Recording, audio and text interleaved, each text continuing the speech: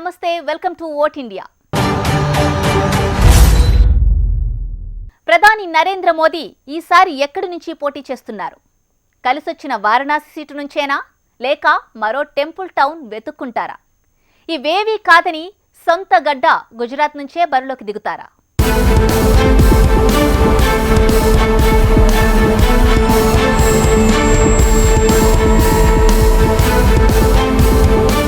2019 ఎన్నికలు విచిత్రమైన పరిస్థితుల్లో జరుగుతున్నాయి.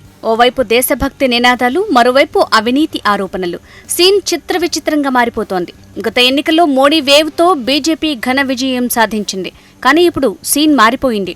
ప్రభుత్వ వ్యతిరేకతను జయించి ఎన్నికల్లో గెలవటం పెద్ద సవాల్లాంటిదే. యూపీలోని వారణాసి నుంచి ఘనమైన మెజారిటీతో గెలిచారు. మోడీకున్న పాజిటివ్ వేవ్ యూపీలో కలిసొచ్చి 80 ఎంపీ సీట్లలో ఏకంగా 71 సీట్లు గెలిచింది. కేంద్రంలో అధికారం దక్కాలంటే ముందు యూపీని గెలవాలి కాబట్టి బీజేపీ అలా ప్లాన్ చేసింది. మరి ఈసారి ఎన్నికల సంగతేంటి? మోడీ ఈసారి టెంపుల్ టౌన్ పూరి నుంచి బరిలోకి దిగుతారని ఊహాగానాలు వినిపిస్తున్నాయి. అయితే విశ్వసనీయ సమాచారం ప్రకారమైతే మోడీ తొలి ప్రాధాన్యత వారణాసేనని, అక్కడి నుంచే బరిలోకి దిగుతారని తెలుస్తోంది. ఇక రెండో నియోజకవర్గంగా మాత్రమే పూరిని ఎంచుకుంటారు అన్నది మరో టాక్. 2014లో గుజరాత్లోని వడోదరను తన మొదటి చాయిస్గా మోడీ ఎంచుకున్నారు.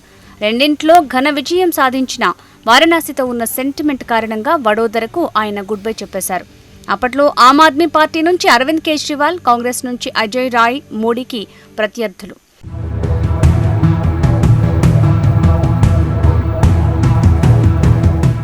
ఇప్పుడు మోడీ మూడ్ మారింది. సెంటిమెంట్ పరంగా పూరిని రెండో ఛాయిస్గా ఎంచుకోవాలని మోడీ భావిస్తున్నట్టు తెలుస్తోంది. పూరి నుంచి పోటీ చేస్తే ఆ ప్రభావం పొరుగున ఉన్న బెంగాల్, ఒడిషా, ఏపీలపై కూడా పడుతుందని, బీజేపీ అభ్యర్థుల గెలుపు అవకాశాలు మెరుగుపడతాయని పార్టీ శ్రేణులు భావిస్తున్నారు. యూపీ ఉప ఎన్నికలు, రాజస్థాన్, మధ్యప్రదేశ్ అసెంబ్లీ ఎన్నికల్లోనూ కాంగ్రెస్ చేతిలో పరాభవం పాలైన నేపథ్యంలో బీజేపీ కొత్త చోటు వెతుక్కుంటోంది. ఈ 3 రాష్ట్రాల కన్నా ఒడిషా, బెంగాల్ లాంటి రాష్ట్రాల్లో పోటీ చేస్తే విజయ అవకాశాలు బాగుంటాయని కమలనాథులు అంచనా వేస్తున్నారు. మోడీని పూరి నుంచి బరిలోకి దింపితే ఆ వేవ్లో తాము కూడా పార్లమెంటుకు ఎంపిక కావచ్చని సంబీత్ మహాపాత్ర లాంటి నేతలు భావిస్తున్నారు. మోడీ 2 నియోజకవర్గాల్లో ఒకటైన వారణాసి నుంచి పోటీ తథ్యమని తేలుతోంది. రెండోదిగా పూరి స్థానాన్ని ఎంపిక చేస్తారా లేదా అన్నది తేలాలి. వారణాసికి మే 19న చివరి దశ ఎన్నికల్లో పోలింగ్ జరగనుంది. ఫలితాలు మే 23న వస్తాయి.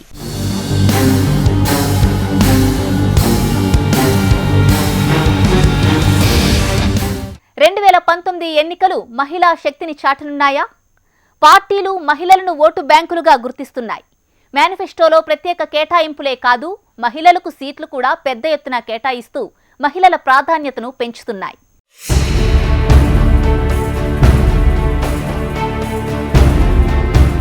మహిళా శక్తి అజేయ శక్తిగా గుర్తిస్తున్నాయి రాజకీయ పార్టీలు. ఓటు బ్యాంకుగా పరిగణించడమే కాదు, వారి వికాసానికి, పురోగతికి బాటలు వేస్తున్నాయి. పశ్చిమ బెంగాల్ ముఖ్యమంత్రి మమతా బెనర్జీ ఈసారి ఎన్నికల్లో మహిళలకు 41% సీట్లను కేటాయించారు. మోదీ హఠావో దేశ్ బచావో అంటున్న మమత బెంగాల్లో అన్ని స్థానాలను తమ పార్టీ గెలుస్తుందని ధీమా వ్యక్తం చేశారు. మహిళలే దేశానికి మంచి పాలన అందించగలరని మమత కామెంట్ చేస్తున్నారు. 42 ఎంపీ సీట్లున్న పశ్చిమ బెంగాల్లో 17 మంది మహిళలకు పోటీ చేసే అవకాశం కల్పించారు మమత. 2014 ఎన్నికలతో పోలిస్తే ఈ ఎన్నికల్లో 20 మంది కొత్త అభ్యర్థులున్నారు. ఇక తృణమూల్ నుంచి పోటీకి దిగుతున్న వారిలో 5 మంది సినీ రంగానికి చెందినవారున్నారు.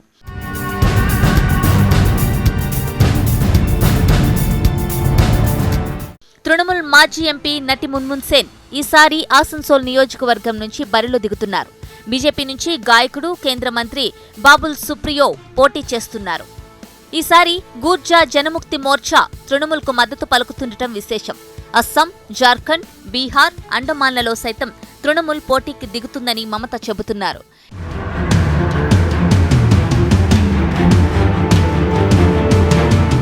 ఇటు మమతా బెనర్జీకి ధీటుగా ఒడిశా సీఎం నవీన్ పట్నాయక్ కూడా పార్టీలో మహిళలకు 33% టికెట్లు కేటాయిస్తామని ప్రకటించారు. కేంద్రపరలోని ఓ మహిళా సంఘం సమావేశానికి హాజరైన నవీన్ 33% మహిళా ఎంపీలను పార్లమెంటుకు పంపాలన్నది తన తండ్రి ఆశయమన్నారు.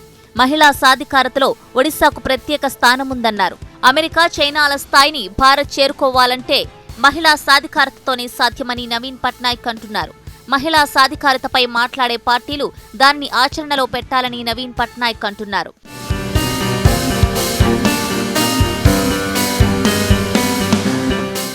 వీరిద్దరే కాదు, కాంగ్రెస్ యువతేజం రాహుల్ కూడా 33% కోటాపై మాట్లాడారు. తమ ప్రభుత్వం అధికారంలోకి వస్తే మహిళలకు ప్రభుత్వోద్యోగాలలో 33% రిజర్వేషన్లు కల్పిస్తామని, 2019 ఎన్నికల్లో తాము గెలిస్తే తాము సంతకం పెట్టే తొలి ఫైల్ ఇదే అని రాహుల్ అన్నారు. తమిళనాడు కన్యాకుమారి జిల్లాలోని నాగర్కోయిల్లో ఓ బహిరంగ సభలో రాహుల్ ప్రభుత్వోద్యోగాలలో మహిళలకు 33% రిజర్వేషన్లు కల్పిస్తామని ప్రకటించినా ఆ తర్వాత చెన్నై మీడియా కాన్ఫరెన్స్ లో చట్టసభల్లోనూ 33% రిజర్వేషన్ కల సాకారమయ్యేలా చర్యలు తీసుకుంటామని చెప్పారు.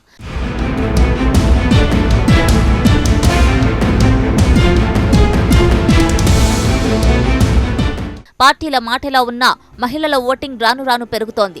దేశంలోని 29 రాష్ట్రాల్లో 16 రాష్ట్రాల్లో మగవారి కన్నా మహిళలే ఎక్కువగా ఓటు వేశారు. 2014 ఎన్నికల్లో దాదాపు 26 కోట్ల మంది మహిళలు ఓటింగ్లో పాల్గొన్నారు. మగవారి ఆధిపత్యం సాగుతున్న రాజకీయ రంగంలో మహిళలు ఇప్పుడిప్పుడే చొరవ చూపి నేతలుగా పోటీ చేసి గెలుస్తున్నారు. చట్టసభల్లో మహిళా ప్రాతినిధ్యం పెరిగితే మహిళల సమస్యలు తీరే అవకాశం ఉంటుంది. ప్రజా భద్రత, శానిటేషన్, ఆరోగ్యం, పరిశుభ్రత లాంటి రంగాలపై మహిళలు పెట్టినంత దృష్టి మగవారు పెట్టలేరు. ఓటేయడం సామాజిక బాధ్యతగా భావించి మహిళలు ఎక్కువగా ఓటు వేస్తే దేశ పరిస్థితులే మారిపోతాయి. అనేక రంగాల్లో పాతుకుపోయిన సామాజిక వివక్షను తొలగించడానికి మహిళా ఓటర్లే కీలకమవుతారు. బాలికా విద్యను ప్రమోట్ చేయడానికి, మహిళలపై పెరుగుతున్న దాడులను నిరోధించడానికి మహిళలే చట్టసభల్లో ఎక్కువ సంఖ్యలో ఉండి కీలక బాధ్యతలు తీసుకుంటే సమస్యలను రూపుమాపవచ్చు. మన దేశంలో ప్రతి 1000 మంది పురుష ఓటర్లకు 908 మంది మహిళా ఓటర్లు మాత్రమే ఉన్నారు. 542 మంది సభ్యులున్న లోక్సభలో మహిళల ప్రాతినిధ్యం కేవలం 11.6%. 245 మంది సభ్యులున్న రాజ్యసభలో మహిళల ప్రాతినిధ్యం కేవలం 11% మాత్రమే. ప్రపంచవ్యాప్తంగా 193 దేశాలలో రాజకీయాల్లో మహిళా ప్రాతినిధ్యం విషయంలో భారత్ 148%లో ఉంది. ఎన్నికల్లో మహిళలు పాల్గొని పెద్ద ఎత్తున ఓటు వేసే దిశగా ఎన్నికల సంఘం కూడా పనిచేస్తోంది. మహిళల కోసం డిమాండ్ను బట్టి ప్రత్యేక బూతులు పెడుతోంది.